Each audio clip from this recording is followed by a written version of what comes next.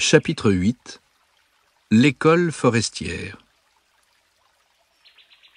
Les arbres supportent mieux la faim qu'ils peuvent assouvir à tout instant que la soif.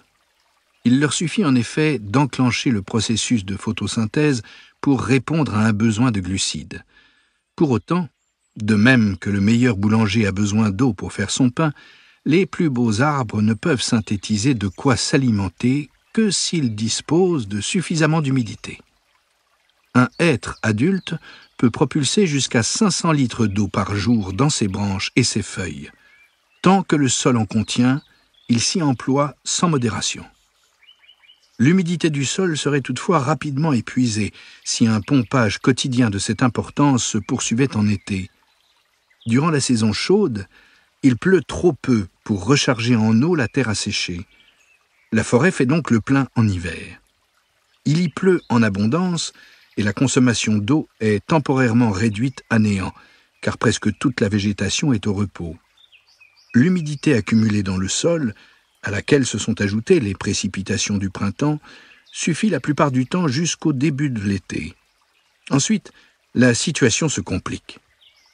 Après seulement 2 semaines de forte chaleur, doublée d'absence de pluie, une majorité de forêts se retrouve en difficulté.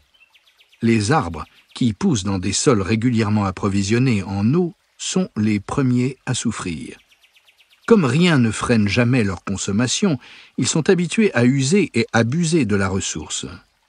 Le jour où l'eau vient à manquer, les sujets qui en ont le plus profité et en ont désormais le plus besoin sont souvent les plus touchés. Habituellement, ce sont les plus solides et les plus grands. Dans mon district, ce sont essentiellement les épicéas. Si dans le houppier, les aiguilles persistent à réclamer de l'eau alors que le sol est asséché, il vient un moment où la tension dans le bois déshydraté est trop forte. Le tronc éclate, il crisse, craque, et l'écorce se déchire sur 1 mètre de longueur. La blessure n'est pas superficielle. Elle lèse les tissus jusqu'au cœur de l'arbre. L'atteinte est grave, car aussitôt des spores de champignons s'engouffrent dans la fente et commencent leur travail destructeur. L'épicéa va bien essayer année après année de colmater la plaie, mais celle-ci va toujours se rouvrir.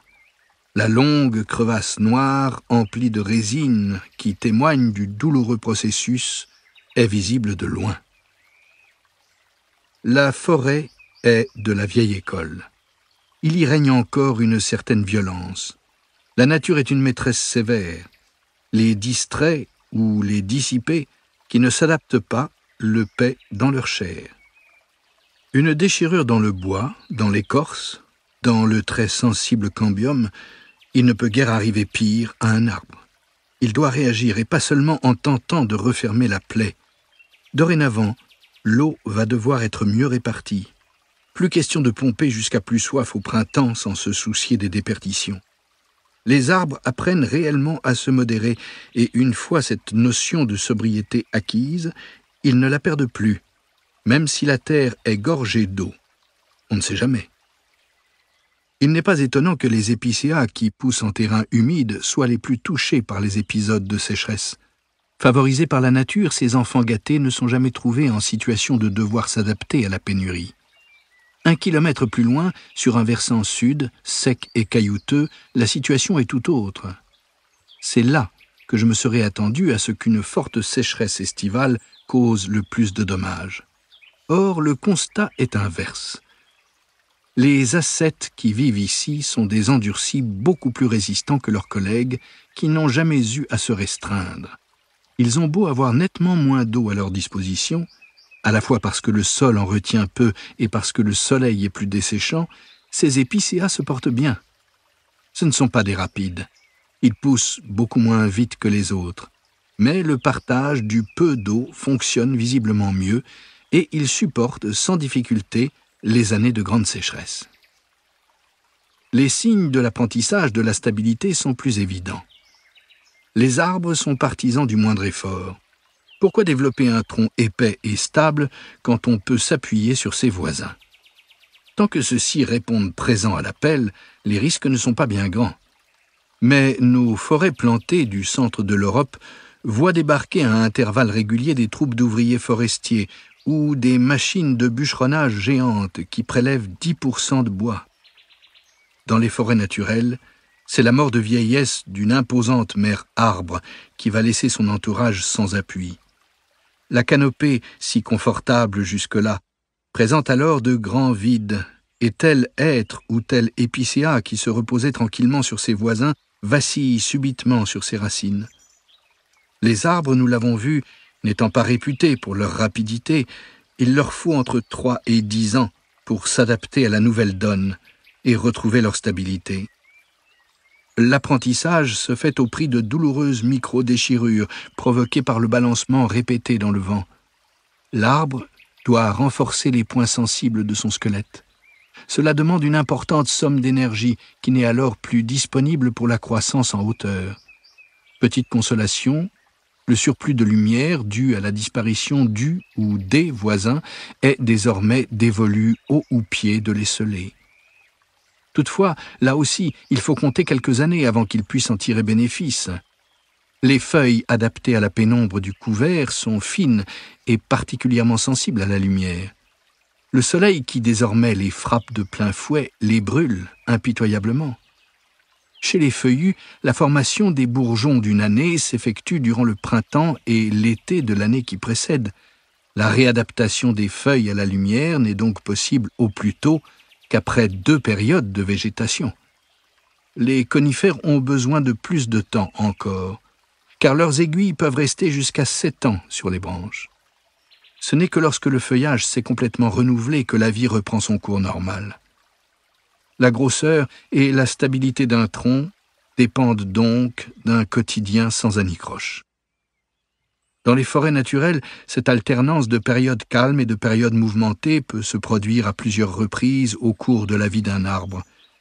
Une fois surmonté le vide apparu par la défection d'un voisin, tous les individus alentours développent leur houppier. La fenêtre de lumière se referme sur la forêt et tous peuvent, comme avant, s'appuyer les uns sur les autres. Trop heureux de la situation, les arbres mettent de rechef plus d'énergie à croître en hauteur qu'à se développer en épaisseur, avec les conséquences que l'on sait quand, quelques décennies plus tard, un autre voisin tirera sa révérence. Mais poursuivons notre idée d'apprentissage.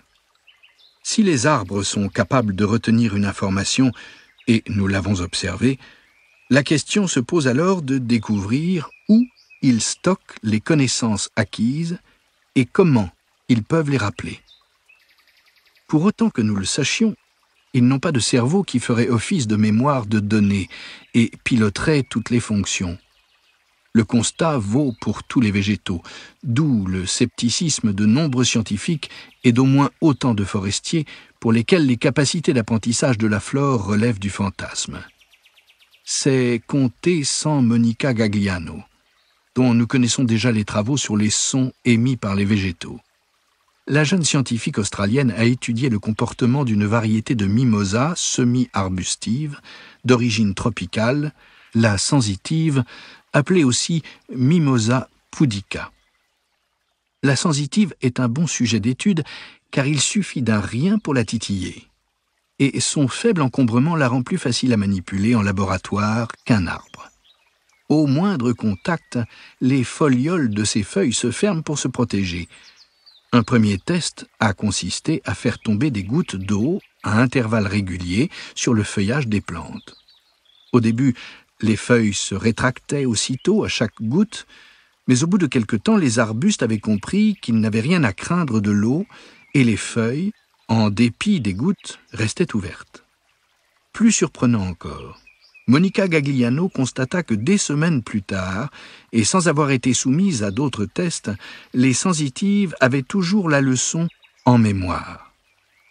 Dommage que l'on ne puisse pas transporter des hêtres ou des chênes entiers en laboratoire pour explorer plus avant cette piste de l'apprentissage. Il existe tout de même des études in situ sur les arbres, notamment en matière d'accès à l'eau. Outre une modification de comportement, elles ont mis en lumière un autre phénomène extraordinaire. En cas de soif intense, les arbres commencent à crier. Cependant, vous n'entendrez rien, car ces cris sont des ultrations que l'oreille humaine ne perçoit pas. Pour les chercheurs de l'Institut fédéral suisse de recherche sur la forêt, la neige et le paysage, qui ont capté les sons, les vibrations sont induites par la rupture du flux d'eau qui circule à l'intérieur de l'arbre, entre les racines et les feuilles. Il s'agirait donc d'un phénomène purement mécanique sans signification particulière. Et s'ils se trompaient? La seule certitude concerne la façon dont les sons sont générés. Or, que savons-nous de la façon dont les humains émettent des sons? Un flux d'air provenant de la trachée artère fait vibrer les cordes vocales. Rien de plus, rien d'autre. Les résultats de l'étude concernant les sons émis par les racines m'incitent à penser que ces vibrations pourraient être plus que de simples réactions mécaniques. Elles seraient des cris de soif, ou bien des cris destinés à alerter le voisinage de l'imminence d'une pénurie d'eau.